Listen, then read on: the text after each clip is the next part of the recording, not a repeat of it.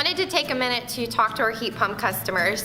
I have the heat pump myself and learned some interesting stuff yesterday that I wanted to share with you. Came into work feeling a little bit concerned because my unit sounded like it was dying outside my window.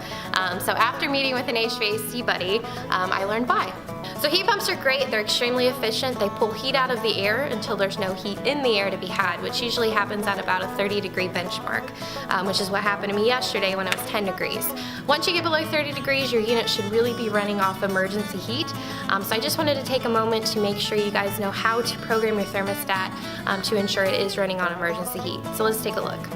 So this thermostat is currently set on regular heating mode. If we click over here in system operation, you'll see EM heat at the top. That stands for emergency heat, and that's where we want this to be selected on.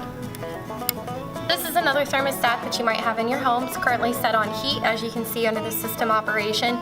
To get that over to emergency heat, you would just select this button directly underneath system, and you will see it present EM heat, which stands for emergency heat, and you'll be set. If you have any questions on if your thermostat's set properly to overcome these cold upcoming temps, don't hesitate to give us a call. We'll be happy to help.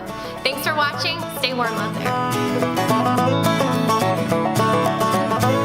By the way, we have a daily weather forecast and record-breaking temps headed our way. Hit the subscribe button or like us on Facebook to stay informed. That's daily weather forecast.